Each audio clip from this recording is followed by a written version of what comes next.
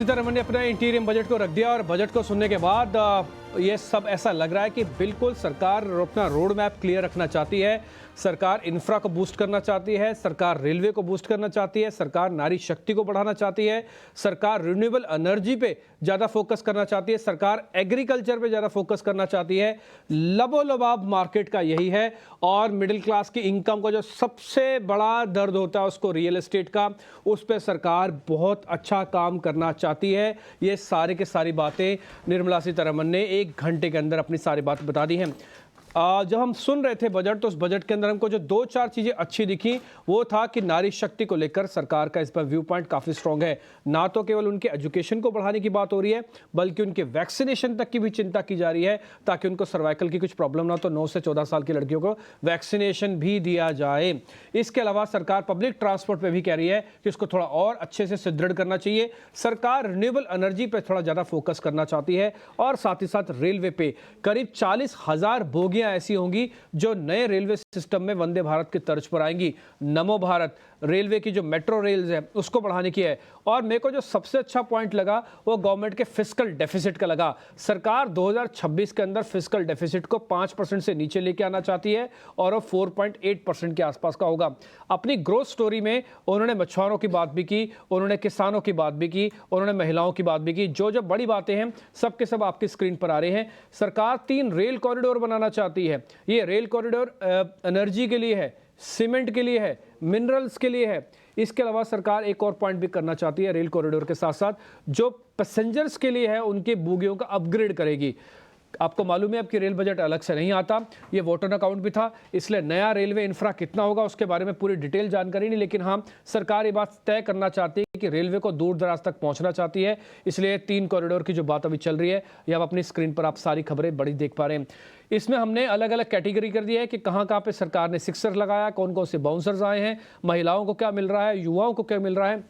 और आप युवाओं के हिसाब से देखेंगे तो सरकार बहुत बड़ी रकम 1 लाख करोड़ रुपया खर्च करना चाहती है युवाओं पर। हैरानी की बात देखिए कितनी बारीक सी बात मैम ने बताई कि जो स्किल्ड युवा हैं उनको हम या तो नील वाला ब्याज देंगे यानी कि बिना ब्याज के उनको लोन देंगे या तो कम लोन पे उनको हम पैसा पहुंचाएंगे। पूरा बजट आपने सुना? पूरा बजट मैंने ही सुना। 10 में से कितने नंबर देंगे?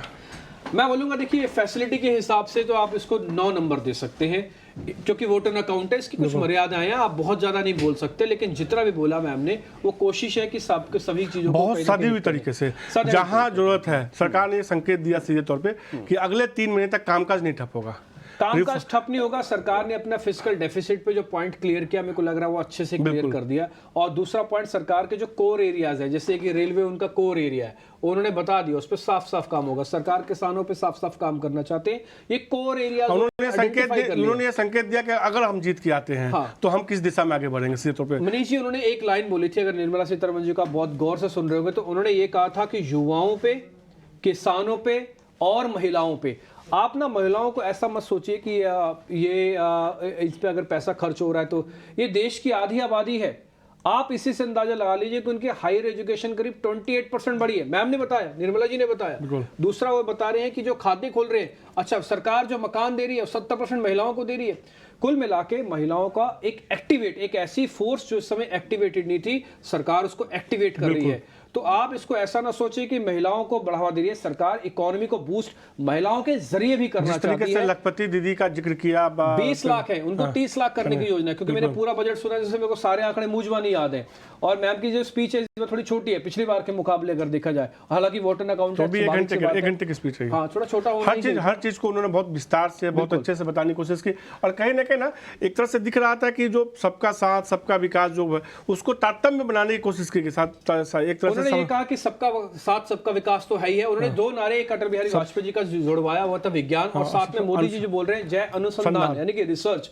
आप ही मान के देखिए हर एक सेक्टर में रिसर्च को बढ़ावा देने की बात है। और शायद यही बड़ी वजह है कि मार्केट के अंदर किसी तरह का कोई पैनिक अभी तक तो नहीं देखने को मिल रहा है और बाजार धीरे धीरे जैसे इसके फाइन प्रिंट्स पड़ेगा, क्योंकि मैं बता दूं ये वोटर अकाउंट है, इस पे फाइन प्रिंट्स भी पढ़ना और समझना उसको थोड़ा मुश्किल हो जाएगा। कुल मिला के ये बजट एक अच्छा बजट है, हम इसको 9 नंबर दे सकते हैं, इसलिए मैंने अपना मीटर भी चलवा दिया है कि 10 में से मेरी तरफ से 9 बजट है। मैं सरकार की जो सोशल इंजीनियरिंग पे जो वो कह रहे थे, मैं उस पर काफी कायल हूं। तो सरकार की सोशल इंजीनियरिंग, उनके कोर सेक्टर का जो चुनाव हुआ है कि मेरे को क्या करना है उनको पता है, इसलिए मैं बोल सकता हूं कि 10 में से मेरे हिसाब से भी जो है ना, जिस तरीके से उन्होंने बाकी चीज़ों को चुनाव में जारी है सरकार, चीज़ों को संभालने की कोशिश की, कहीं ना कहीं जो है 10 में से जो है 9 नंबर तो बनते ही बनते हैं। हमारे साथ जो है ना रेणुका शुगर के जो है अतुल चतुर्वेदी जुड़ चुके, कॉर्पोरेट को जोड़ते हैं और समझने की कोशिश करते हैं कि अब उनका क्या नजरिया है। अतुल जी नमस्कार। जिस तरीके से आपने पूरा बजट सुना, आपकी पहली प्रतिक्रिया क्या और कितने नंबर्स देंगे आप इस बजट को? अभी मैं कोई ज्यादा नंबर की तो बात नहीं कर सकता, क्योंकि ये जस्ट वोट ऑन अकाउंट था जी, और जब तक अपने फाइन प्रिंट नहीं देखें तब तक कुछ भी कहना थोड़ा मुश्किल है।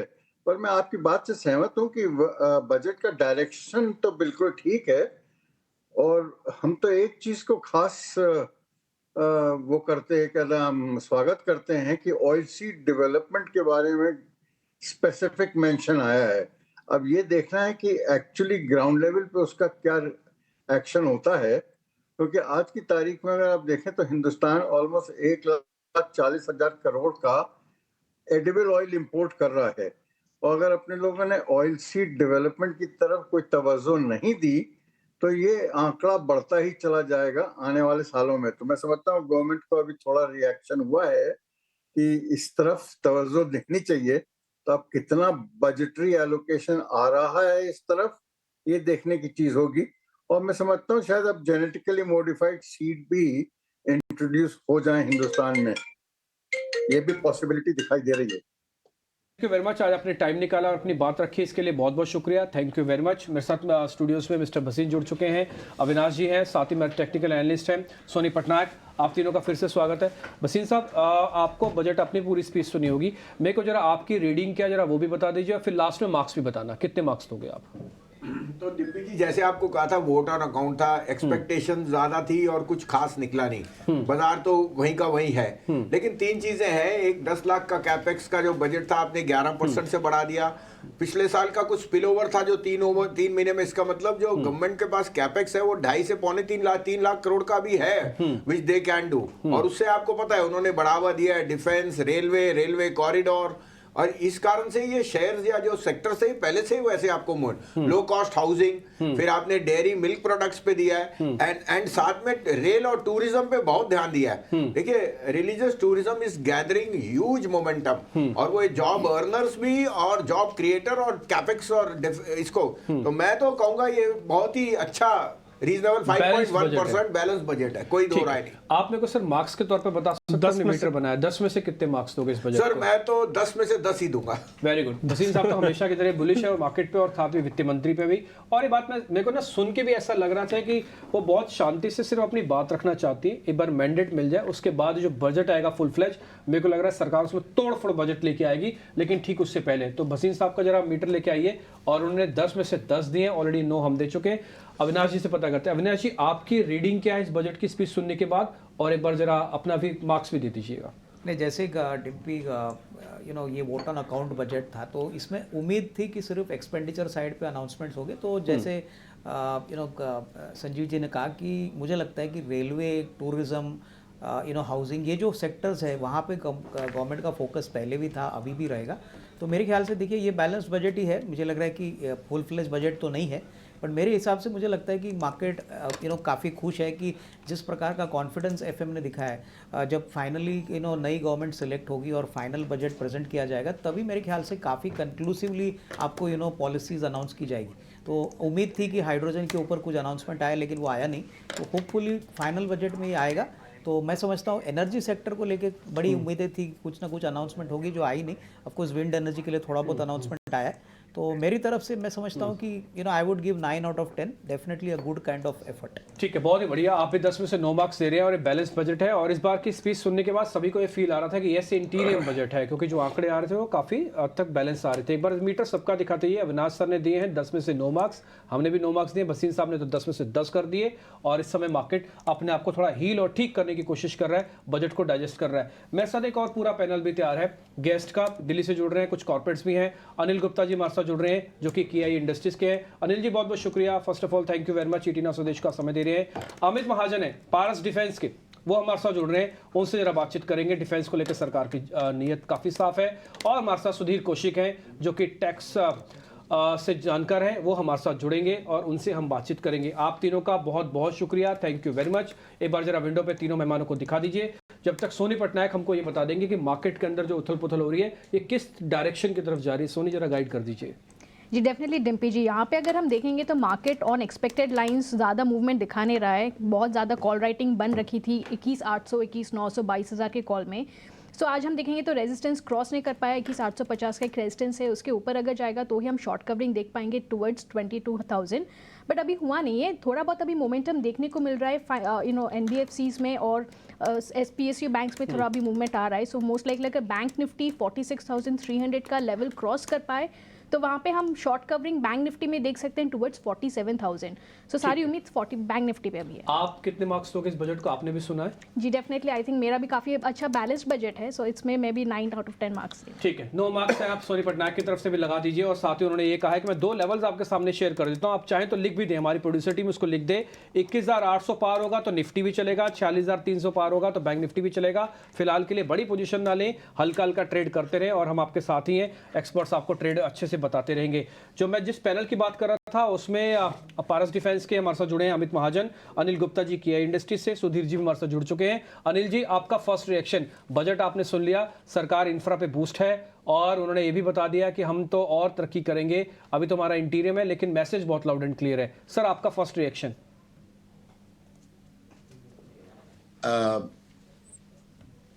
आप एक बार दोबारा क्वेश्चन पूछेंगे? सर आपने बजट पूरा सुना होगा अनिल जी, तो आपकी रीडिंग क्या है इस पूरे बजट में? आपको क्या सबसे अच्छी बात लगी और आप इसको कितने मार्क्स दोगे सर, ये बताइए पहले।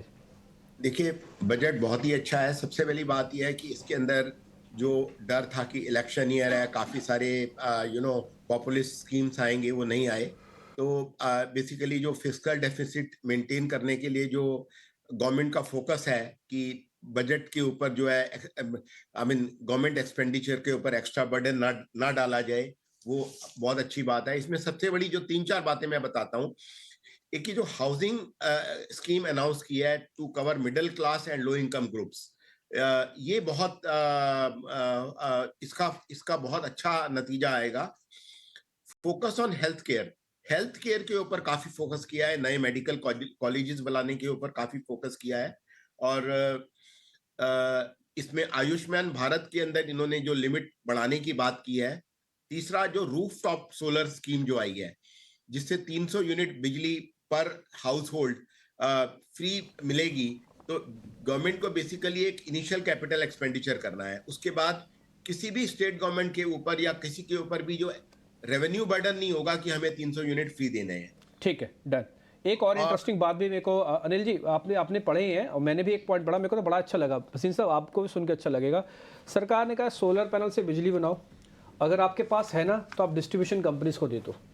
आपके पास आपका यूज़ नहीं हो रहा, आपके पास 50 बचा हुआ है, 100 बचा हुआ है, 150 बचा हुआ है, मतलब डिस्ट्रीब्यूशन कंपनीज आप तक नहीं पहुंचाएंगी, आप डिस्ट्रीब्यूशन कंपनीज तक बिजली पहुंचाओगे। कितना बढ़िया ट्रांसफार्मर रिफॉर्म है। आपने सर SW सोलर एक बार बताया था, बने रहे ना, कोई दिक्कत नहीं।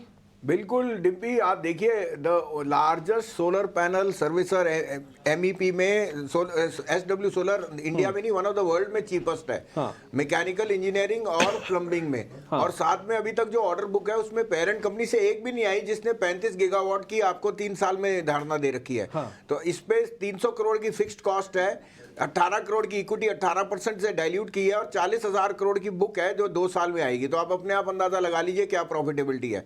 ये सर्विस प्रोवाइडर है। और आपने जो इंसेंटिव जो ग्लोबली एक आपको पता है क्लाइमेट और इसमें चेंज है, इसमें तो ये नॉर्म्स में भी have to go faster than normal, और इंडिया इस तरफ से बहुत तेजी से बढ़ रहा है। तो आई थिंक थम्स अप जो आपने कहा। देखिए, आपने पावर में 25 साल हो गए, कभी ऐसे रिफॉर्म नहीं देखे, तभी power stocks are at all time highs, क्योंकि सरप्लस पावर, रेगुलेशन और रिकवरी, ये तीनों चीजों हैंड इन हैंड जाती है। REC PFC are moved up 4 times, क्योंकि जो स्टेट इलेक्ट्रिसिटी बोर्ड से पैसा नहीं आता था, आज पहले पैसा आता है, बाद में काम होता है। बाद काम होता है। और एक बात और मेरे को वित्त मंत्री की अच्छी लगी, उन्होंने कहा कि हर घर को ना करीब 15 से 18 हजार रुपए की बचत होगी अगर वो सोलर के आसपास आ रहे हैं। ये आंकड़ा बकायदा उन्होंने दिया। अनिल जी, आप मेरे को जरा अपने जो पूरा बजट सुना, आप मीटर के हिसाब से मेरे को 10 में से मार्क्स बताइए, बजट को आप कितने मार्क्स देंगे? देखिए, मैं तो इस बजट को 10 के 10 मार्क्स दूंगा। बहुत ही बढ़िया, शानदार सर, बहुत ही शानदार, बहुत ही बढ़िया। 10 में से 10 मार्क्स दे दिए अनिल जी ने। पारस डिफेंस के हमारे साथ अमित महाजन भी जुड़ गए हैं। अमित जी, आपकी रीडिंग, आपको सबसे अच्छा क्या लगा, और मेरे को जरा फिर मार्क्स भी बताना, बजट में से आपको कितने मार्क्स दे रहे हो? नमस्कार। मुझे ये लगता है कि ये जो बजट है ये एक अच्छा प्राइमर है आने वाले दिनों में, जो शायद पोस्ट इलेक्शन जो बजट होंगे उसके लिए। दो तीन चीज़ें अच्छी हैं। एक तो डिफेंस का जो स्पेंडिंग है उसमें बढ़ोतरी दिखाई दे रही है एंड वो इंडस्ट्री को काफ़ी मोटिवेट करेगा।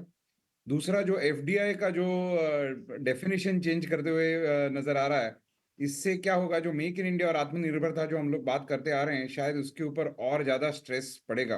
एंड जो फर्स्ट डेवलप इंडिया जो मुहिम निकाली है, उससे मुझे लगता है कि बहुत ज़्यादा इंडिजिनियस मैन्युफैक्चरिंग को बहुत सपोर्ट मिल सकता है। सो मैं इसको अगर मार्क देना चाहूँगा तो मैं शायद 10 में से 10 दूँ। या 10 में से 10, मतलब मैम को ये बात अच्छे से पता है कि किस तरह से बजट रखा जाए। कोई भी आप देखिए, अमित जी हैं हमारे सर, ये पारस डिफेंस से है, ठीक है, केआई इंडस्ट्रीज के गुप्ता जी हैं, दोनों का सेक्टर अलग अलग है, लेकिन दोनों के दोनों ने 10 में से 10 मार्क्स दिए।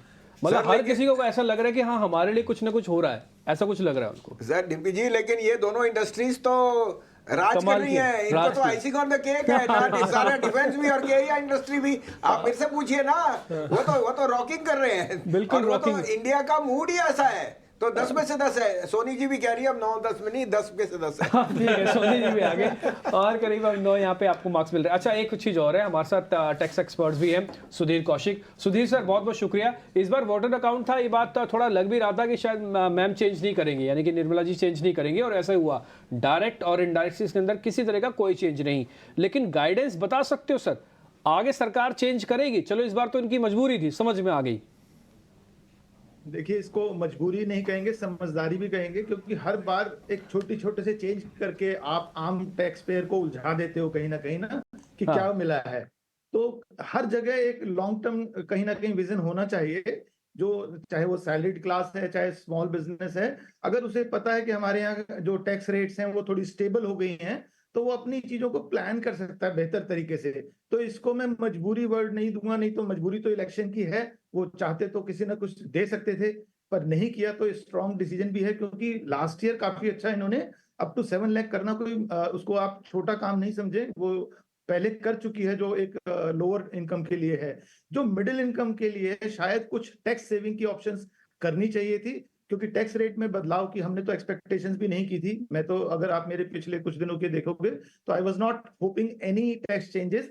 हाँ, न्यू टैक्स रेजिम ऑलरेडी आने के बाद इस वजह से, लेकिन टैक्स सेविंग जो मिडिल इनकम में जो 15 लाख या 25 लाख के बीच में भी तो लोग हैं ना, उसे हम टैलेंट कहते हैं। अगर उसको आप मौका दोगे तो इंफ्रास्ट्रक्चर के लिए पैसा इकट्ठा होता है। उसके पास 50,000 रुपए की एनपीएस की एक डिडक्शन एडिशनल है, एम्प्लॉयर कई बार देता नहीं है। वहां पर वो एक रिस्ट्रिक्शन को या तो हटा देते हैं कि भाई आप एम्प्लॉयर के अलावा भी कर सकते हो, क्योंकि अभी भी 50% से ज्यादा एम्प्लॉयर्स हैं जिन्होंने एम्प्लॉयर एनपीएस जो ATCCD2 है वो नहीं दिया है। It's not mandatory like PF, सब ऑप्शनल है, एम्प्लॉयर के हाथ में है। तो ऐसे ही कार लीज की ऑप्शन है, जो ऑप्शंस हैं उसको कहीं एम्प्लॉय के हक में करना चाहिए था। जो अब इंडिया में अगर आप चाहते हो कि टैलेंट भी रहे, तो उसको थोड़ा करना चाहिए। जैसे आप स्टार्टअप को सपोर्ट करते हो, वैसे ही मिडिल इनकम के जो लोग हैं, हमारे जो मैनेजरियल लोग हैं, उनके लिए शायद एक नंबर मुझे लगता है, क्योंकि मैं उस सेक्शन को रिप्रेजेंट करता हूं, हमारे पास टैक्स पेयर्स का पेन आता है। एक काम इन्होंने जो अच्छा किया है, वो जो पुरानी डिमांड्स हैं, वो 1962 की हो या 65 की, 70, 75, कई पुरानी डिमांड्स थी छोटी छोटी, जिसकी वजह से लोगों के रिफंड रुक जाते थे, जिसकी वजह से लोगों को कई बार टेंशन आती थी। वो बड़ा अच्छा काम किया है, क्योंकि वो छोटा अमाउंट नहीं है, या 1 करोड़ लोगों को फायदा, 1 crore tax payer, that's a big decision. वो एडमिनिस्ट्रेटिव रिफॉर्म्स बहुत अच्छा हुआ है। इस तरह का एक और इन्होंने अभी जो बताया कि हम डायरेक्ट टैक्स में भी कोई चेंज नहीं कर रहे, indirect, so this is good, very good, I would say. आपने बता दिया हमको सारी बात का। हमारे साथ एक और खास मेहमान जुड़े हैं, प्रशांत पिट्टी है, और प्रशांत पिट्टी इस बार के बजट को सुनकर मेरे को लग रहा है शायद कुर्सी पे भी नहीं बैठ पाएंगे, क्योंकि रीजनल टूरिज्म की और जो धार्मिक टूरिज्म की बात है, वो निर्मला जी ने इस बार वोटर अकाउंट में बहुत दी है। प्रशांत जी, आवाज़ आ रही है आपको? बिल्कुल आवाज़ आ रही है। अच्छा लग रहा है सर, फील गुड हो रहा है, अच्छा लग रहा है सर? ट्रैवल को बहुत ज़्यादा महत्व मिला है इस इंटरिम बजट के अंदर। ये चीज़ देखकर हमें बहुत बहुत उत्साहना हो रही है। जैसा कि आपने देखा सुना, मुझे सबसे अच्छी चीज़ ये लगी कि हम जो 40,000 जो बोगी हैं उसको वंदे भारत में कन्वर्ट कर रहे हैं।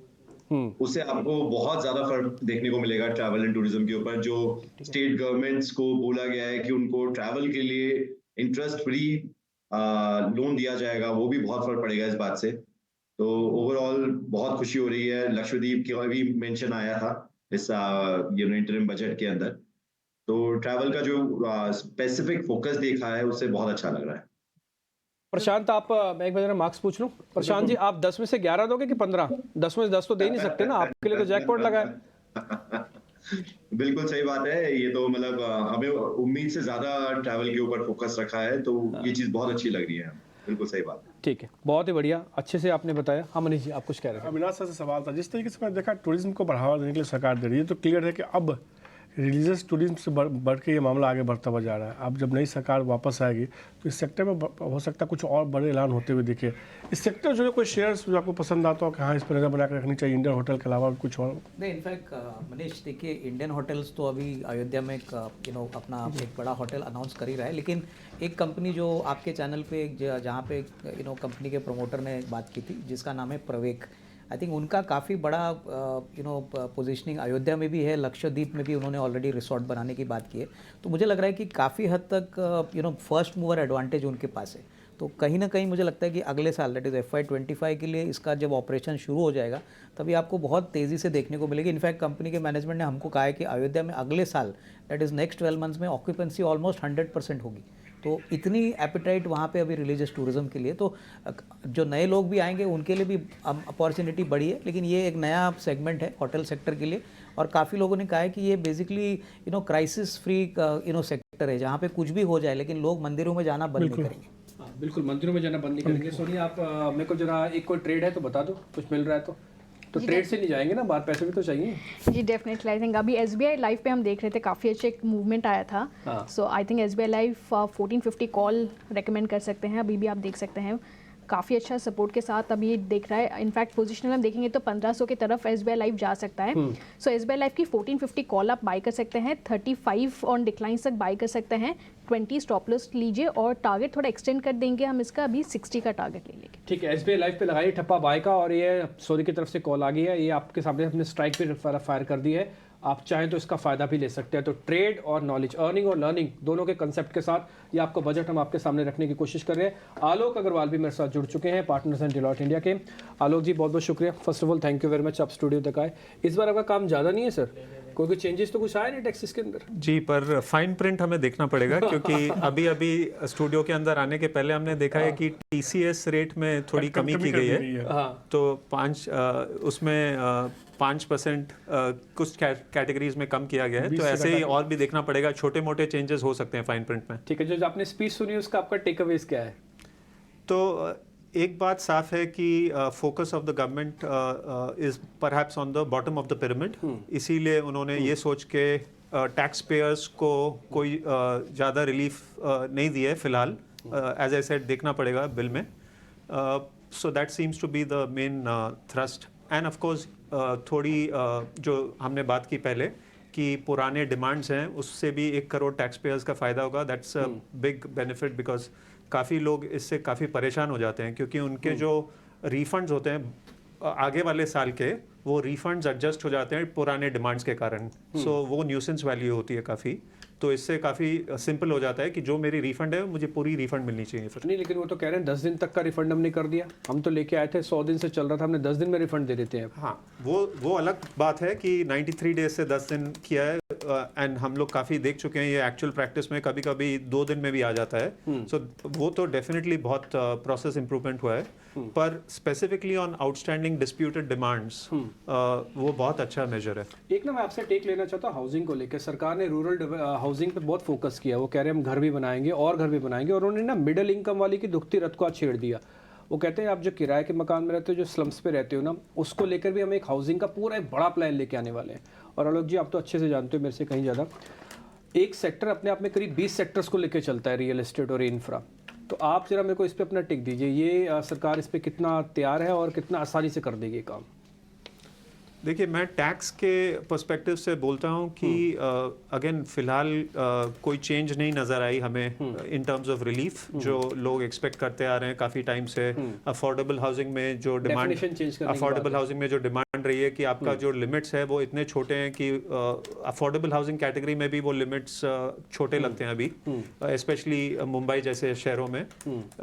और जो इंटरेस्ट ऑन हाउसिंग लोन है उसका भी लिमिट वो सरकार छेड़ नहीं रही है कई सालों से। सो ये जो ओल्ड विश लिस्ट पे है टैक्स पेयर्स की, उसमें कोई चेंज फिलहाल लग नहीं रहा है, तो I am sure in tax payers को डिसअपॉइंटमेंट रहेगा। एक हाइपोथेटिकल सिचुएशन रखो, मान लो ये सरकार वापस रिपीट होके आ गई, तो जुलाई के अंदर टैक्स रेट में क्या चेंजेस आप देखते हो? एंटिसिपेशन, गाइडेंस कहना मुश्किल है, पर क्योंकि ये सरकार का नज़रिया जैसा मैंने कहा थोड़ा अलग है, तो मुझे नहीं लगता है कि इंडिविजुअल टैक्स पेयर्स के टैक्स रेट्स में भी ज़्यादा चेंजेस आएगी।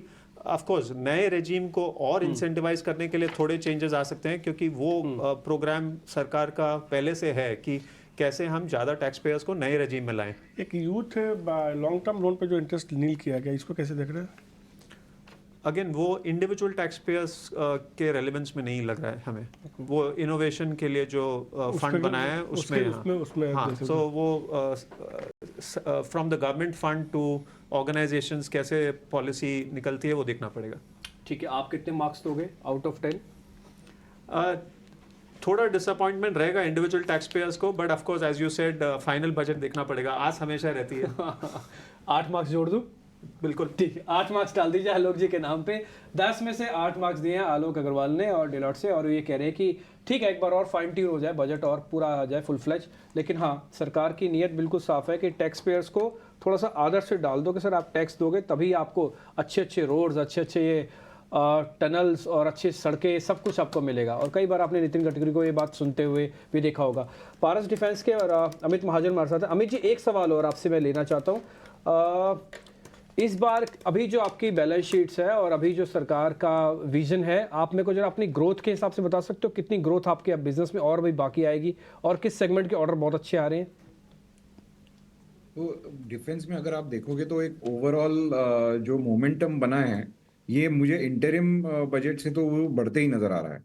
तो अगर आप मेरे को पूछे मेरे ग्रोथ के लिए, तो मेक इन इंडिया, आत्मनिर्भर तो बहुत बहुत ही यूजफुल है, लेकिन उसके चलते फर्स्ट डेवलप इंडिया ये भी मुझे लगता है कि वो और थोड़ा बूस्ट करेगा एंड उसका इफेक्ट ऑर्डर बुक पे जल्दी आ सकता है। ठीक है, एक मैं काम और करता हूँ, जरा अनिल जी से भी पता कर लेते हैं। अनिल जी, आपको कुछ बजट में बुरा भी दिखा? अच्छी अच्छी बातें तो हो ही रही है, कोई बुरी बात भी दिखी या कोई ऐसी चीज जिस पे आपको लग रहा है कि हाँ थोड़ा मैडम बोल देती तो ज्यादा अच्छा रहता? अच्छा या बुरा, इट्स ए डायरेक्शन, क्योंकि बुरा दिखने वाली बात तो तब पता चलेगी अगर कोई टैक्स रेट बढ़ाएंगे या जो कैपेक्स को कम करेंगे। अब वो क्लैरिटी तो जो पूरा बजट आएगा जून या जुलाई में उसी में होगी। जहां तक इस बजट का सवाल है, it is a status of and statement of expenditure and income and a direction which they are going to give in full budget. ठीक है अनिल जी, बहुत बहुत शुक्रिया, थैंक यू वेरी मच। अच्छा लगा आपसे बातचीत करके और आपसे वापस जल्दी मुलाकात होगी। सर आपकी अर्निंग वगैरह पे तो होती रहती है, लेकिन इस बार फिर से जल्दी मुलाकात करके आपसे थोड़ा आइडिया लेंगे। और अमित जी आपका भी बहुत बहुत शुक्रिया, थैंक यू वेरी मच। आपसे आज हमने भी थोड़ा आइडिया लिया, समझा इस बार के बजट के बारे में और आपने मार्क्स दे दिए। आपके मीटर हम बैक टू बैक चलाते रहेंगे। पीयूष खंबाटा इस बीच हमारे साथ जुड़ चुके हैं दिल्ली से। पीयूष जी, पीयूष खंबाटा माफ़ कीजिए। पीयूष सर बहुत बहुत शुक्रिया, थैंक यू वेरी मच आज समय देने के लिए। सर आप मेरे को जरा बजट की फाइन ट्यून्स बताइए, आपने क्या पढ़ा बजट में? हमने सबसे बड़ा पढ़ा कि जो इंफ्रास्ट्रक्चर, रूरल, एग्री, डेयरी, इनको जो रियायत देनी थी उनको और भी पैसे दिए गए हैं डेवलपमेंट के लिए। तो मेरे हिसाब से like the finance minister rightly started कि आज अगर इंक्लूसिव ग्रोथ होना हो तो सबका ग्रोथ होना है। उसमें जो एग्री से जो लोग जुड़े हुए हैं, जो फिशरीज से लोग जुड़े हुए हैं, डेयरी से लोग जुड़े हुए हैं, वहां तो ज्यादा महिलाएं ही हैं, तो उनको कैसे हाथ में ज्यादा पैसा है उसके लिए उनका डेवलपमेंट और ये जो एलोकेट किए फंड्स इन प्रीटी हाई अमाउंट, उससे डेफिनेटली फायदा होगा। सेकंड, खाली लॉजिस्टिक की बात नहीं हुई है, ब्रांडिंग की बात भी हुई है और मैं हमेशा मानता हूं कि ब्रांडिंग में भी पैसा लगना चाहिए। बिकॉज आज हम जब फॉरेन के मार्केट में जाते हैं और मेक इन इंडिया अधूरा है जब तक मेक इन इंडिया को फॉरेन में फूड फ्रॉम इंडिया नहीं लिया जाए, और जब फॉरेन में जाते हैं तो ब्रांडिंग का बड़ा महत्व है। तो जो बात की है कि ब्रांडिंग में भी हम लोग वहां भी पैसा लगाएंगे, वो बहुत अच्छी चीज है। सेकंड, मेरे को डेफिनेटली लगा कि जो टैक्स पेयर में कॉन्फिडेंस दिया है गवर्नमेंट ने और जो बोला है 25,000 तक हम आपके जो पुराने जो डिस्प्यूट है उसको माफ करेंगे, एक जात का ये भी बड़ा अच्छा स्टेप है। Because all said and done ये जो कॉन्फिडेंस मेजर्स से ही हमको भी एक इकोनॉमी में कॉन्फिडेंस आता है और टैक्स पेयर को भी कॉन्फिडेंस आता है। थर्ड, जो पूरा जो मेरे को भी लग रहा है कि जो इंडिया स्ट्रेटेजी फर्स्ट है, ये जो हम लोग हमेशा बात करते हैं कि जो हम FTA कर रहे हैं और प्रेफरेंशियल ट्रेड एग्रीमेंट कर रहे हैं, उस पर बहुत पास में ऐसा देखा गया है कि इंडिया के जो एक्चुअल इंटरेस्ट है वो कम देखे हैं। आज की तारीख में भी जो हमने 10 साल पहले 15 साल पहले जो FTA किए थे काफी नेशन से, थाईलैंड है, सार्क कंट्रीज है, उनके माल इंडिया में बिल्कुल टैक्स फ्री आ रहे हैं, हमारे माल जा नहीं सकते वहां पे। इससे एक्चुअली इंडियन इकोनॉमी को फायदा नहीं है, मेक इन इंडिया को बिल्कुल फायदा नहीं हुआ है। और ये देख के कि जो भी हम फ्यूचर में टैक्स ट्रीटियां करेंगे उसमें ये ध्यान में रखेंगे, फ्री ट्रेड एग्रीमेंट हो, PT एग्रीमेंट हो, कि इंडिया का पहले फायदा हो, इंडियन मैन्युफैक्चरिंग का फायदा हो और इंडिया को एक रियल ग्लोबल क्या बोलते हैं वर्ल्ड ट्रेड मैप में एक जगह मिले। ये बड़ा पॉजिटिव मूव देख रहा हूँ। बाकी मेरे को ये पॉजिटिव लग रहा है पूरा कि जो वुमन को एक स्पेशल में तो आपसे पता करनी थी, आप मार्क्स कितने दोगे? पॉइंट तो आपने टेकन, पॉइंट तो आपने अच्छे से बता दिए। सर मार्क्स कितने दोगे आउट ऑफ 10? 10 में से कितने मार्क्स दोगे FM को? सर कभी कभार मौका मिलता है मार्क्स देने का भी, ऐसे नहीं मिलता, आपको पता ही है। बड़ा वीक आदमी ये हम लोग मार्क देने में काफी वीक चलते हैं और ये एक्चुअली इंटरिम बजट है, इसमें तो कोई ज्यादा मार्क भी नहीं पाऊंगा मैं। अगर वो नॉर्मल बजट है तो कोई मार्क दे पाता प्लस माइनस के, तो ये तो पॉजिटिव है। मैं तो कहूँगा 10 आउट ऑफ 10 है, बिकॉज ये एक जात का अभी इंटरिम बजट है, तो मेरे को इसमें कोई ज्यादा कोई नेगेटिव नहीं दिखा very frankly. This was on expected line. 10 marks दिए हैं। मैं आपके साथ जो बैठे हैं अशोक सहगल जी, उनका भी स्वागत करूंगा। अशोक सर बहुत बहुत शुक्रिया, थैंक यू वेरी मच समय देने के लिए। सर आप मेरे को बताइए आपने बजट के अंदर क्या रीड किया और साथ ही मार्क्स भी बता दीजिएगा सर। हाँ जी, इसमें ये है कि जो मैंने देखा कि उन्होंने जो स्किल डेवलपमेंट की बात की है, जो MSME सेक्टर है उसको पीछे रोकने के लिए ये है कि हमें अच्छे आदमी चाहिए जो कि स्किल्ड हों और ट्रेंड हों। तो उसमें वो जो प्रोवाइड कर रहे हैं कि भाई स्किल डेवलपमेंट हम करेंगे, यूथ का करेंगे, वुमेन एंटरप्रेन्योर्स का करेंगे और जो रूरल एरियाज़ में करेंगे, क्योंकि जो माइक्रो एंटरप्राइज हैं और स्मॉल एंटरप्राइज हैं वो बड़े शहरों में तो हैं, पर जो छोटे शहरों में हैं वो अलग ना रहे और वो भी इसी हमारी इकोनॉमी के एक इकाई बने जो कि अच्छी तरह कंट्रीब्यूट कर रहा है। तो इसमें गवर्नमेंट का ध्यान है, ये बहुत ही अच्छी बात है।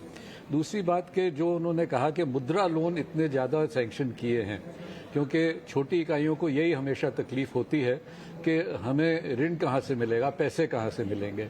ये भी फाइनेंस मिनिस्टर के जहन में है और वो देख रही हैं कि इनको कैसे सहूलियत की जाए। एक और बात है कि सब कहते हैं कि MSMEs करीब 40% एक्सपोर्ट में कंट्रीब्यूट करते हैं। अब ये जो एक्सपोर्ट कॉरिडोर की बात है, इससे भी बहुत फायदा होगा। ओवरऑल हम ये देख रहे हैं कि जो गवर्नमेंट कह रही है कि वो अपना एक्सपेंडिचर जो है, एक्सपेंडिचर लेवल इंफ्रास्ट्रक्चर और बाकी एक्सपेंसेस में बरकरार रखेगा, ये बहुत ही ज़रूरी है। कोविड के बाद इन्होंने काफ़ी बढ़ोतरी दी इस ये एक्सपेंडिचर को और धीरे धीरे ये नीचे छोटे इकाइयों तक भी पहुंचता है। डायरेक्टली वो गवर्नमेंट से चाहे ना बिजनेस कर रहे हों, जो इंटरमीडिएट कॉरपोरेट्स हैं उनसे जब ये बिजनेस करते हैं तो गवर्नमेंट खरीदेगी, तो इंटरमीडिएट बिजनेस तो लार्ज कॉरपोरेट्स को मिलेगा और वो इंटर्न MSME से खरीदेंगी। तो ये सब का फायदा इसमें है। और मैं यही चाहूँगा कि जो वित्त मंत्री जी ने कहा कि जो डेफिसिट है उससे वो संतुष्ट हैं और अगले साल इसको रिड्यूस करेंगे, वो तो बहुत अच्छी बात है, इससे इन्फ्लेशन वगैरह कंट्रोल में आएगी। पर यही हम उम्मीद रखते हैं कि उसकी वजह से अपना जो खर्चा है वो गवर्नमेंट कम ना करे, ताकि पूरे इकोनॉमी को स्टिमुलस मिलता रहे। ये मेरी उम्मीद है आगे जाके। मार्क्स तो बता दो आप कितना देना चाहते हो एफएम को। एफएम हमको मार्क्स देती है, आज पहली बार हमको मौका मिल रहा है, हम एफएम को मार्क्स दे रहे हैं। सर कितने दोगे आप मार्क्स आउट ऑफ 10? कितने लोग हैं मार्क्स पे आउट ऑफ 10? जी वो तो जी 10 आउट ऑफ 10 देना पड़ेगा, क्योंकि जो एक्सपेक्टेड था, जो उम्मीद थी वो पूरी हुई है। और जैसे कोई हमें गलत उम्मीद नहीं थी कि बहुत बड़े टैक्स रिलीफ मिलेंगे इस इंटरिम बजट होने के वजह से, तो कोई नेगेटिव मार्किंग मैं नहीं दूंगा। तो जितने उन्होंने क्वेश्चन अटेम्प्ट किए हैं उनमें तो 100% मार्क्स उनको मिलने चाहिए। शुक्रिया, बहुत बहुत शुक्रिया सर, thank you very much. Ashok ji और खंबाटा जी आपका भी बहुत बहुत शुक्रिया, थैंक यू वेरी मच। आज आपने टाइम निकाला, अपनी बात रखी अपने और अपने मार्क्स भी दिए, इसके लिए बहुत बहुत शुक्रिया सर, थैंक यू वेरी मच। बसीन साहब, रेलवे को लेकर इस बार बहुत अच्छे अनाउंसमेंट हुई है, एक दो शेयर तो बताइए जिसकी वैल्यूएशन और कंफर्ट अभी भी है। IRFC तो जैसे ही पता लगा ना बुगीज 40,000 बुगीज को कन्वर्ट हो रहे हैं, एकदम से 5% ऊपर हो गया था। नहीं देखिए, बिल्कुल डिम्पी मार्केट हमसे सबसे ज्ञानी है और वो 6 महीने पहले ही ये चीज़ों को बिल्ड इन कर रही है और ग्राउंड वर्क रियलिटी में हो रहा था। IRFC, RVNL, राइट्स, आपका टीटागर, ये सब पहले ही प्रॉक्सी प्ले थे और ये दिख रहा है। अभी भी मैं सोचता हूँ IRCTC is the best play. Vande Bharat में जितना बढ़ेगा 85% एबिटा उसको टिकट बुकिंग से आता है, 36% फ्रॉम नीर और 16% फ्रॉम केटरिंग। और ये जितनी बढ़ेगी, आपको पता है the need of the our is quality and IRCTC I think fit करती है in all those barometers. I think 950 925 पे IRCTC is a very very attractive by at this. ठीक है अविनाश सर, आप कोई ऐसा शेयर जो बजट को स्पीच सुनने के बाद एक शेयर बताना चाहें आप? नहीं, मेरे ख्याल से देखिए जो वैगन बनाने वाली कंपनीज है वहाँ पे मुझे लगता है कि करंट टीटागढ़ वैगन है, हाँ, परसों रिपोर्ट आई HSBC की। नहीं, टीटागढ़ वैगन है, जुपिटर है, उसके बाद टेक्समैको रेल है। तो ये ऐसे बिजनेसेस है जहाँ पे बड़ा सप्लाई क्रंच है। मुझे लगता है जो एग्जिस्टिंग प्लेयर्स है उनको काफ़ी अच्छी अपॉर्चुनिटी अगले 2-3 साल के लिए ऑर्डर और बढ़ाने के लिए गवर्नमेंट अगर कन्वर्ट करेगी 40,000 बोगीज़ को वंदे भारत में, तो डेफिनेटली कहीं ना कहीं देखिए वैगन के लिए भी वैगन का जो कैपेसिटी है उसको बढ़ाने की काफ़ी पोटेंशियल है। तो ऑन डिक्लाइंस डेफिनेटली यहाँ पे खरीदने के मौके समझने चाहिए। जैसे संजीव जी ने कहा कि काफ़ी हद तक डिस्काउंट ऑलरेडी मार्केट ये न्यूज़ को कर चुका था, लेकिन मार्केट में अगर थोड़ा बहुत भी माइल्ड करेक्शन आता है तो I think these are good stocks to be there in your portfolio. ठीक है सोनी, आपने ऑलरेडी SBI लाइफ के बारे में एक जिक्र किया, कोई और ट्रेड आपने ढूंढा इन बिटवीन? जी, मैं भी अभी भसीन सर के साथ अग्री करना चाहूँगी। IRCTC में टेक्निकल स्ट्रक्चर बहुत स्ट्रॉन्ग है, इनफैक्ट 940 का एक अच्छा सपोर्ट है। सो शॉर्ट टर्म ट्रेड के लिए 940 स्टॉप लॉस के साथ आप खरीद सकते हैं और ये बाउंस करेगा अगेन टुवर्ड्स 1020 1040 लेवल। सो पोजिशनली के लिए काफ़ी अच्छा है। ठीक है, ऐसा वैसे देश में कम ही लोग हैं जो भसीन साहब के साथ एग्री नहीं करते, बहुत सारे लोग हैं जो सभी एग्री करते हैं। मैं तो हमेशा एग्री करता हूँ, गलत बात बोलते हैं तब भी एग्री करता हूँ। भसीन साहब बहुत बहुत बढ़िया, आपने अच्छे से शेयर बता दी IRCTC। आलोक, एक चीज़ मेरे को आपसे और पता करनी है, जैसे अभी आप टैक्सेशन की बात मेरे को बता रहे थे, अभी जैसे मनीष ने एक क्वेश्चन उठाया कि जो स्किल्ड लेबर है, यूथ है, उनको थोड़ा लो इंटरेस्ट या कम इंटरेस्ट पे कुछ फंडिंग करेंगे, आगे चल के करेंगे। कुछ इस तरह की प्लान्स आगे भी बजट के अंदर आ सकते हैं, या पे सरकार टैक्सेशन का रिलीफ देके उस सेक्टर को बढ़ाएगी, जैसे मैन्युफैक्चरिंग में PLI से बढ़ाते हैं। तो ऐसे कुछ और सेगमेंट है सोसाइटी पर टैक्सेशन रिलीफ मतलब उम्मीद है, एक्सपेक्टेड है कि हाँ वो होगा? उम्मीद हमारी एक और थी कि स्किलिंग पे बहुत एम्फेसिस अभी, तो अगर स्किलिंग रिलेटेड कोई टैक्स इंसेंटिव आ जाए जो नहीं आया है, तो हो सकता है कि ये सरकार पॉलिसी इनिशिएटिव्स के थ्रू ये सब करेगी रादर देन टैक्स एग्जेम्पशंस। तो इस पे ऑफ कोर्स हम फाइनल बजट पे ही कंफर्म कर पाएंगे कि क्या डायरेक्शन लेती है ये सरकार। ठीक है, डन। एक काम और करते हैं, अविनाश सर एक छोटा सी चीज़ बताइए मेरे को कि बैंकिंग स्टॉक आपको नज़र आ रहा है? कोई भी बैंकिंग स्टॉक आपने देखा हो, समझा है, आपको लग रहा हो इस समय ठीक है? नहीं, मेरे ख्याल से आई थिंक जो फ्रंटलाइन SBI है, इनफैक्ट मुझे लगता है नंबर्स शायद कल या परसों आने वाले हैं। जिस प्रकार के नंबर्स बैंक ऑफ बड़ौदा के आ गए, मुझे लगता है कि हर पैमाने पे SBI काफ़ी अच्छा नंबर दिखाने का पोटेंशियल रखता है। सारे सब्सिडरीज भी काम अच्छा कर रहे हैं, प्लस जिस प्रकार की एसेट क्वालिटी ग्रोथ, जिस प्रकार का डिसबर्समेंट हो रहा है, आई वुड सजेस्ट कि इवन एट डीज लेवल 638 640 में अगर शेयर मिलता है तो बहुत ही अच्छा रिस्क रिवॉर्ड आपको मिल सकता है। छोटे बैंक्स में फेडरल बैंक अच्छा है, IDFC फर्स्ट बैंक अच्छा है, तो बैंकिंग डेफिनेटली एक एवरग्रीन सेक्टर है, बट आपको थोड़ा सा यहाँ पे टाइम और पेशेंस और थोड़ा सा टाइम यहाँ पे इन्वेस्टेड रहना पड़ेगा। तो सीधे तौर पे ये आते हुए एक और सेक्टर है जिस तरह से अफोर्डेबल हाउसिंग को लेकर सरकार ने इस पर दिया और माना जा रहा है कि लगातार पिछले कुछ सालों में देखिए सरकार इस पर काम कर रही है। अगर अगले साल हम जाते हैं अगर सरकार जिसकी पूरी संभावना है कि वापस से मोदी सरकार आती हुई दिखेगी, तो Sanjeev sir affordable housing segment में किसी को पिक करना हो तो कौन से आपके टॉपिक्स होंगे? तो देखिए मनीष जी, पहले ही शेयर मार्केट डिस्काउंट करके चली। एनबीसीसी 70 वाला 140 हो गया, हुडको 110 वाला 180 हो गया। ये दोनों प्रॉक्सी प्ले हैं लो कॉस्ट हाउसिंग की। उसके अलावा मैं अभी भी कहूँगा कि HDFC is not just a bank, it's also the largest mortgage company. अब वो लो कॉस्ट में नहीं है, क्राइटेरिया थोड़ा बड़ा है, लेकिन आज की डेट में जो मिडिल इनकम है वो 50 लाख 1 करोड़ से बजट सबके 3 करोड़ के हो गए। मुझे लगता है सारी अनसर्टेनिटी के बावजूद आज अगर आपने पैसा डालना है इस इंडेक्स पे, HDFC bank is the perfect play.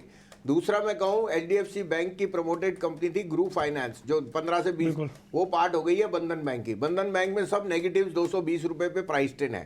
थोड़ा सा आप रिस्क रिवॉर्ड लीजिए because that becomes a proxy to that. Bandhan bank is not only the largest small scale bank जिसपे 3 करोड़ अकाउंट है, it is also got an AMC, it is got AIF और ये finance company group finance part of it है। तो दोनों का risk reward मिला के आपको एक लार्ज कैप बता दिया HDFC और लो कॉस्ट में ये है।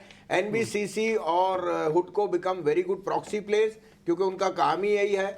और मुझे लगता है कि कैपेक्स में जैसे आपने कहा, मैं यहाँ फिर दोहराऊंगा, इंडिया बुल रियल एस्टेट की जो इन्वेंट्री और होल्डिंग है और जो अब मर्जर की 12 तारीख को अप्रूवल आ जाएगी, इस भाव पे 4500 की मार्केट कैप है। It's a very very attractive play. मुझे याद है कि NBCC से 30 रुपए के आसपास से आप रेकमेंड करें। 35 रुपए 30-35 रुपए से पूछता नहीं था कोई 2 साल में। Debt free company tier 2 tier 3 में सारे CPWD के कॉन्ट्रैक्ट उनके पास थे। आज आप देख लीजिए, proof of the pudding lies in the eating. Avinash sir, इस बजट में एक चीज और निकल के आया कि सोलर जो है आने वाले दिनों में बहुत बड़ा थीम होने वाला सरकार की तरफ से, और जिस तरीके से सरकार इस पर आगे बढ़ रही है, अगर किसी को प्ले करना हो इस सेक्टर में तो कहाँ आप नजर बना के चल सकते हैं? नहीं, मेरे ख्याल से देखिए सोलर एनर्जी में भी सारे स्टॉक्स काफ़ी भाग चुके हैं, लेकिन KPI एनर्जी है, KPI ग्रीन है, उसके बाद वारी है। मैं समझता हूँ कि देखिए ये सेक्टर में अगर आपको खेलना है तो आपको कम से कम अगले 2 साल की विजिबिलिटी और 2 साल का टाइम फ्रेम लेके काम करना है, क्योंकि डिमांड बहुत है और गवर्नमेंट भी चाह रही है कि ग्रीन एनर्जी पे ज़्यादा फोकस है। तो मेरे ख्याल से ऑन डिक्लाइंस डेफिनेटली यहाँ पे एंट्री हम कर सकते हैं, बट डेफिनेटली कोई डाउट नहीं कि अर्निंग्स क्वालिटी और अर्निंग्स ग्रोथ जो है वो अगले 1.5-2 साल के लिए बहुत स्ट्रांग रहेगा। ठीक है, दिल्ली से हमारे साथ ना सुधीर कौशिक जी बने हुए हैं। सुधीर जी, मैं एक बार वापस से आपके पास आ रहा हूँ। अभी ना हमारे साथ थोड़ी देर पहले, यानी 1-1.5 घंटा पहले, एक मेहमान जुड़े थे जिनका नाम है मनीष डांगी जी। वो ये कह रहे हैं कि भारत इस समय उस जगह पर आके खड़ा है जो आज से करीब 20-25 साल पहले चाइना खड़ा था। यानी कि 20 साल की ग्रोथ जैसे चाइना के अंदर हुई थी ना, वैसे अगले 20 साल की ग्रोथ भारत के अंदर हो सकती है। और आपने खुद से सुना, मैडम ने खुद कहा है कि 2047 तक हम एक डेवलप कंट्री भी होंगे। इसमें मैन्युफैक्चरिंग का बहुत बड़ा योगदान होता है। ऑलरेडी GST आ चुका है, GST डबलिंग भी हो चुका है। मैम ने खुद बताया GST कलेक्शंस काफ़ी अच्छी हो रही हैं। आप मेरे को थोड़ा गाइडेंस दे सकते हैं कि मैन्युफैक्चरिंग को सरकार टैक्स के एंगल से कैसे ठीक करेगी? टैक्स के एंगल से और कैसे ठीक कर सकती है? हर बार मीटिंग होती है GST की, कुछ ऊपर नीचे तो किया जाता है। देखिए, जो GST कलेक्शन है वो ओवरऑल पॉइंट से हम देख रहे हैं और लोगों ने पॉजिटिव रिस्पांस दिया है। बताया जैसे कि स्पीच में भी कि 94% जो जिनसे बात की है they are satisfied with the input credit, क्योंकि जो क्रेडिट लेना होता था उसमें बहुत सारी दिक्कतें आती थी और कहीं ना कहीं थोड़ी बहुत जो भी हम कहें रिश्वत वाली बातें भी होती थी कि किसी तरह से भी करना है। लेकिन यहाँ रिकंसिलेशन रियल टाइम होने जा रहा है, काफी चीजें ऑनलाइन हो रही हैं, तो उसका बेनिफिट तो मिल ही रहा है।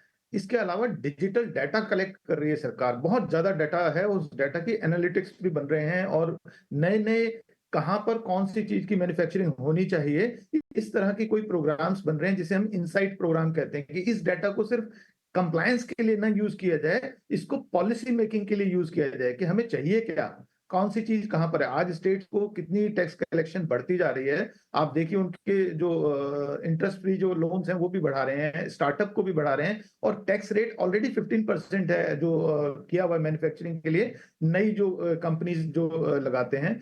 और स्टार्टअप में अगर आप पैसा देते हैं तो उसके लिए एक अलग से डिडक्शन भी दी हुई है। तो ऐसा नहीं है कि मैन्युफैक्चरिंग के लिए यहाँ पर कोई कमी है। जो स्किल डेवलपमेंट का किया है वो शायद अभी देखना होगा उसमें क्या कितना कुछ मिलेगा, क्योंकि हमारे यहाँ भी जो लेबर या जिसे हम कहें ब्लू कॉलर है, उसका कहीं ना कहीं एक ट्रेन होना प्रोफेशनली कि वो जल्दी से एम्प्लॉयबल हो जाए, लोग कई बार अच्छी खासी डिग्री लेकर के भी कुछ वो उतनी सैलरी नहीं पा सकते हैं या काम नहीं कर सकते हैं, क्योंकि वो कंपनी के लिए उतने उपयोगी नहीं है, उतने फायदेमंद नहीं है। वो बिल्कुल बस डिग्री लेकर के कई बार आ जाते हैं कहीं कहीं से।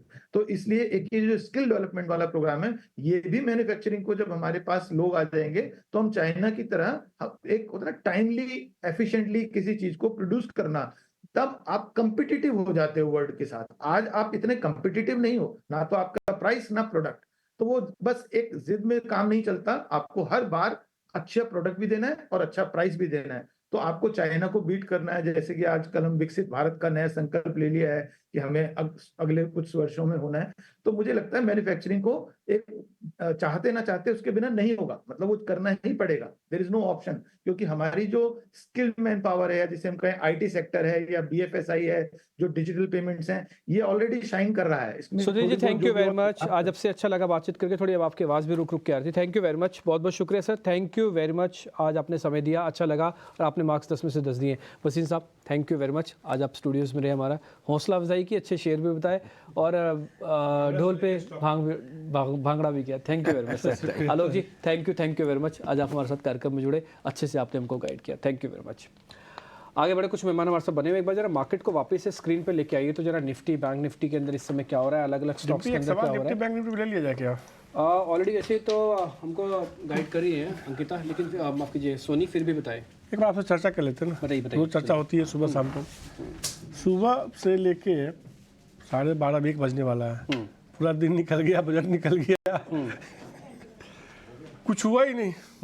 अविनाश सर ने भी कहा कुछ नहीं होगा, आपने भी कहा कुछ नहीं होगा, सबने कहा कुछ नहीं होगा, सही में कुछ नहीं होगा। अब एक्सपायरी ऐसे ही फीकी नहीं, बात फी की एक्सपायरी की नहीं, एक्चुअली क्या है ना, इवेंट को क्लोज होने के लिए ये सब इसकी तैयारी हो रही है, और ये इवेंट है, एक्चुअली इवेंट को पास हो जाना चाहिए और ये आराम से निकल जाएगा, आप इसकी चिंता मत करो। मैंने सुबह भी ये बात बोली थी, ना तो स्टॉप लॉसेस टूटेंगे ना ही टारगेट टूटेंगे।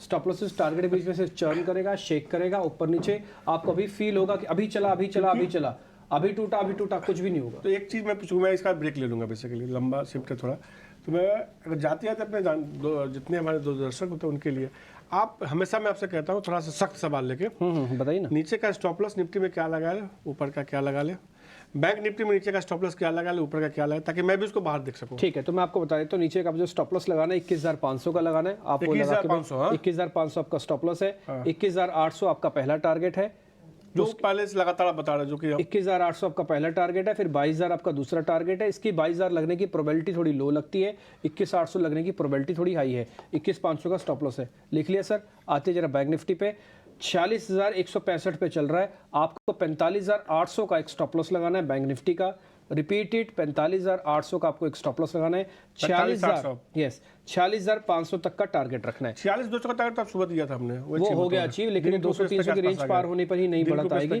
46,500 का आपका टारगेट है, ठीक है मनीष जी, क्लियर हो गया। अब 30 सेकंड में अविनाश से सवाल पूछ लेता हूँ। ठीक है, पूछ लीजिए। अविनाश सर, बाजार का मूड माहौल तो यहाँ से ठीक ही होने वाला लग रहा है।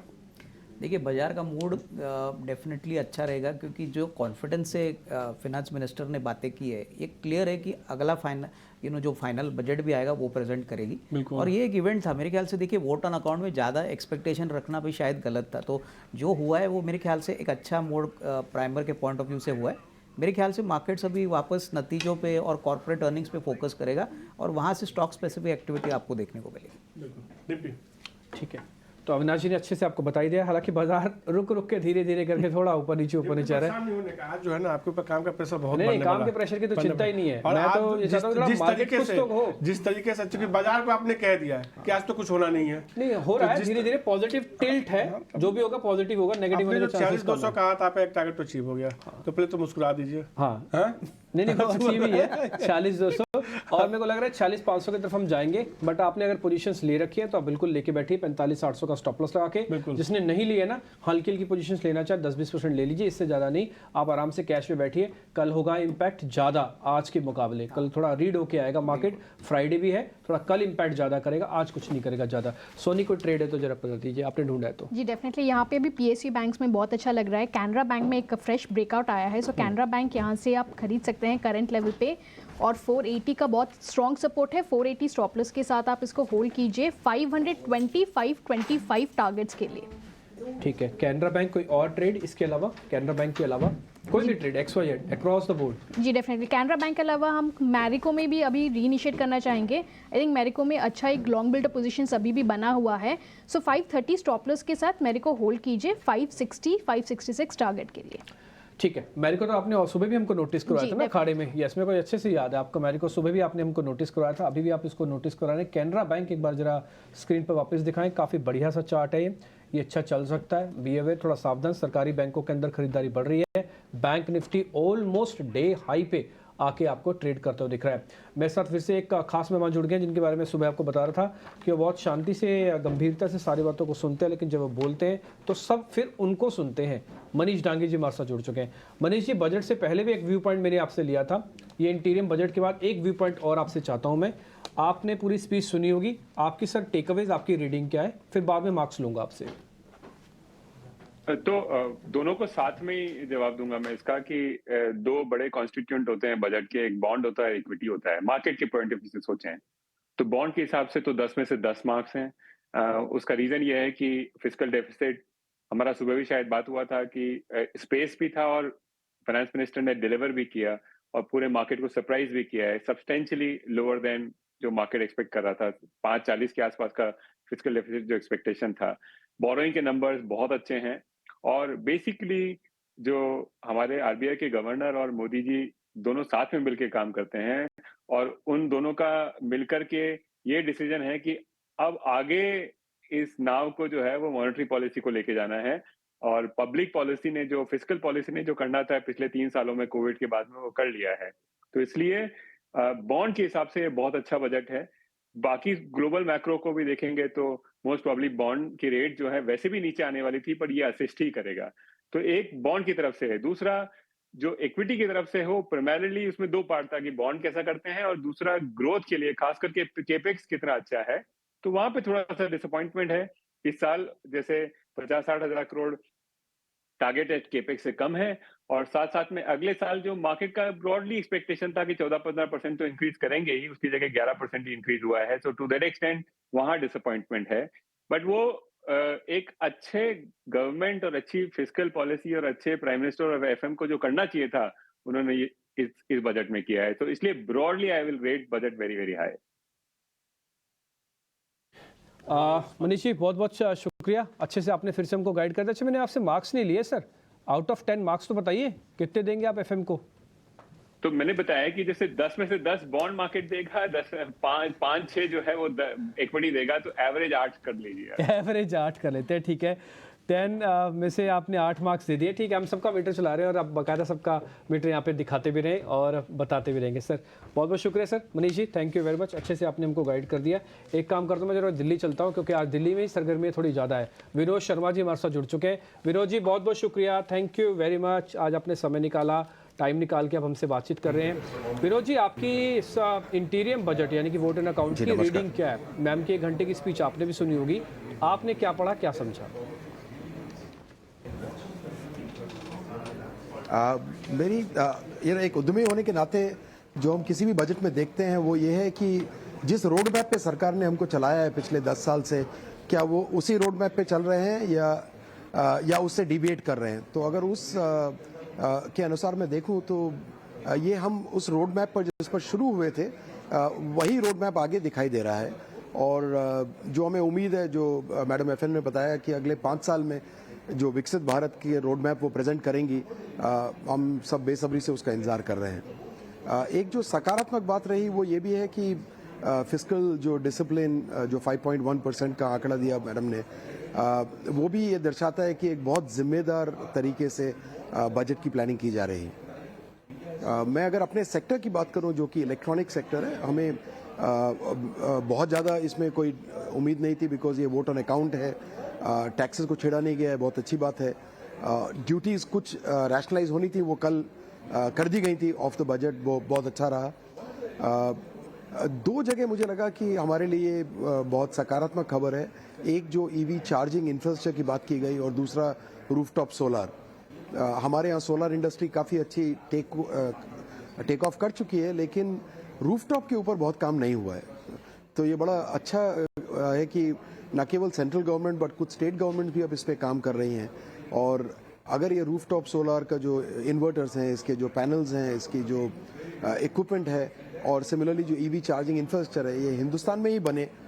हमारे जो CII के सदस्य हैं, जो इलेक्ट्रॉनिक इंडस्ट्री के उद्यमी मेरे दोस्त हैं, हम सब तत्पर हैं कि इस मेक इन इंडिया अभियान में हम भी अपना पूरा योगदान कर सकें। इसके अलावा एक बड़ी जो खबर मुझे लगी और जिसके ऊपर बहुत ज़्यादा अभी डिटेल्स मेरे पास नहीं है, वो ये है जो टेक सेवी एंटरप्रेन्योर्स, जो जय अनुसंधान वाली बात की FM ने, मेरे ख्याल से ये एक बहुत अच्छा इनिशिएटिव है सरकार की तरफ से, क्योंकि न केवल job seekers but job givers को बनाने की आज ज़रूरत है।